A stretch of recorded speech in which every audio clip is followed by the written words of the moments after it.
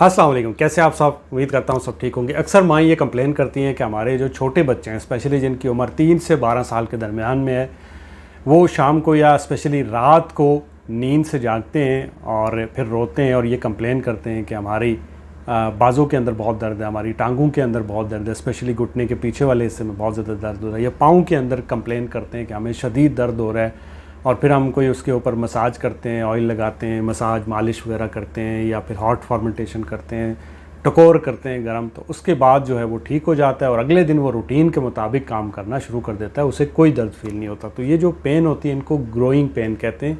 Growing pen इसलिए इसको कहा जाता है क्योंकि इस स्टेज के अंदर बच्चे की जो नशोनुमा है वो तेज़ी से हो रही होती है।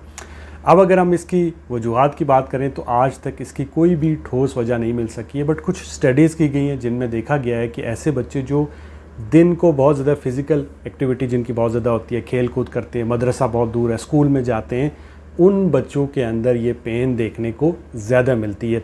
इसके अलावा ऐसे बच्चे जो गर्मी के अंदर खेलते हैं या गर्मियों में जो है वो फिज़िकल एक्टिविटी ज़्यादा करते हैं, तो मिनरल का लॉस होता है जिसकी वजह से उनमें ऐसा देखने को मिल सकता है। इसके अलावा ऐसे बच्चे जो बहुत ज़्यादा जिनकी फैमिली हिस्ट्री ऐसी है या फिर जिनको हेरिडेटरी इशू हो सकता है, यानी पेरेंट्स में था तो वहाँ से बच्चों को भी ऐसा हो सकता है, जैसे मुझे था।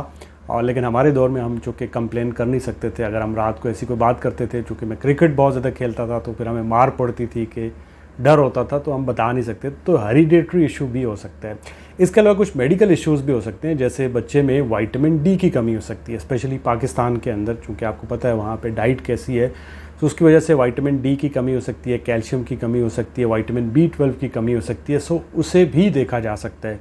अब अगर हम इसके टेस्ट की बात करें तो जो ग्रोइंग पेन होती है उनके लिए कोई मखसूस टेस्ट नहीं होता, बट जैसा कि मैंने आपको बताया कि आप विटामिन डी का आपका डॉक्टर टेस्ट करके देख सकता है।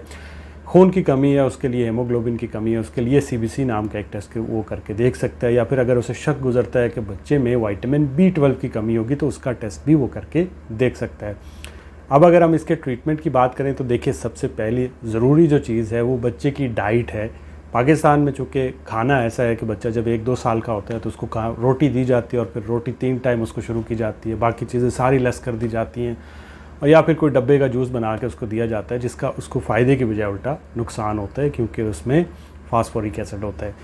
अच्छा, अब डाइट में ऐसी चीज़ें ऐड करें जिसमें विटामिन डी ज़्यादा हो, जिसमें कैल्शियम ज़्यादा हो, जिसमें आयरन ज़्यादा हो, वो कौन सी चीज़ें? तो बच्चे को इस स्टेज के अंदर इन चीज़ों की एक आम इंसान से ज़्यादा ज़रूरत होती है, चूँकि उसकी ग्रोथ हो रही होती है और बहुत तेज़ी से उसकी ग्रोथ हो रही होती है। सो उसको एक अच्छी बैलेंस डाइट देनी चाहिए जिसके अंदर आपको दूध ज़रूर ऐड करना है, जिसमें आप अंडे ऐड कर सकते हैं, सुबह में बॉइल्ड एग उसे दे सकते हैं या रात में भी दे सकते हैं, कोई इशू नहीं है। इसके अलावा आप दही का इस्तेमाल कर सकते हैं, या फिर आप चीज़, उसके अंदर विटामिन डी बहुत होता है, आप उसे मीट दे सकते हैं, आप उसे फ़िश दे सकते हैं, ठीक है। तो ये सारी चीज़ें। इसके अलावा अगर कोई फ़िज़िकल एक्टिविटी वो करके आता है तो उसे एक फ़्रेश फ्रूट जूस बना के ज़रूर दें जब भी शाम को वो आता है, या फिर आप उसे उसकी जगह दूध भी दे सकते हैं। सेकंड चीज़ कौन सी करनी है? सेकंड चीज़ आपने मसाज करना है उसका। अगर बच्चे को दर्द होता है तो आप उसको मसाज करिए। अब उसमें कौन सा ऑयल इस्तेमाल करना है ये ज़रूरी नहीं है, आप कोई भी ऑयल जो आपके घर में अवेलेबल है, दस्तयाब है, आप उससे बच्चे की जो मसाज है वो करिए, उससे उसको काफ़ी फ़ायदा होगा। और ये कोशिश करिए कि हफ़्ते में 2 दफ़ा टाइम निकाल के बच्चे को उसकी जो पूरे जिस्म की मालिश है वो ज़रूर करिए। उससे उसकी जो बून की ग्रोथ है एक तो वो भी बेहतर होगी, और उसको जो क्रैम्प्स पड़ते हैं मसल के अंदर वो भी ख़त्म हो जाएंगे, और वो रात को ये कंप्लेन नहीं करेगा कि मुझे टांगों के अंदर दर्द हो रहा है। इसके अलावा आप, जैसा कि मैंने आपको बताया, हार्ट फॉर्मेंटेशन कर सकते हैं, आप कोई गर्म टॉवल लपेट सकते हैं, गर्म पट्टी बांध सकते हैं, या फिर आप उसको हॉट वाटर बॉटल से एक टकोर भी कर सकते हैं, दैट इज़ वेरी गुड। और इसके अलावा क्या कर सकते हैं, और इसके अलावा आप जो है उसको सनलाइट में बिठाइए। बहुत सारे बच्चे जो है वो, जो पंजाब में स्पेशली, वो बाहर नहीं निकलते, तो कोशिश करिए कि सुबह के वक्त या शाम के वक्त उन्हें नज़दीकी किसी पार्क में ले जाएं जहाँ पे थोड़ी धूप लग रही हो, ताकि वो थोड़ी फ़िज़िकल एक्टिविटी करें और उसकी वजह से उनको विटामिन डी जो मिलना होता है वो भी उनको मिले। और इसके अलावा क्या हो सकता है, और इसके अलावा आपका जो डॉक्टर होता है वो विटामिन डी के उनको साशे भी दे सकते हैं, लेकिन विटामिन डी एक मखसूस अमाउंट के अंदर देना होता है, वो आपको डॉक्टर बताएगा। अगर बच्चे में विटामिन डी की डेफिशिएंसी है, जो कि मोस्टली पाकिस्तान में ऐसा होता है, देखने को मिलता है, बच्चों में विटामिन डी की डेफिशिएंसी होती है। इसके अलावा क्या हो सकता है, इसके अलावा आपका डॉक्टर कोई पेन रिलीफ सिरप दे सकता है, जो जैसे एंटीपायरेटिक होते हैं, पैरासीटामोल दे सकता है, ठीक है, और या फिर एनाल्जेसिक भी होते हैं जैसे ब्रुफिन आते हैं, तो इनमें से कोई भी सिरप आपको दे सकता है।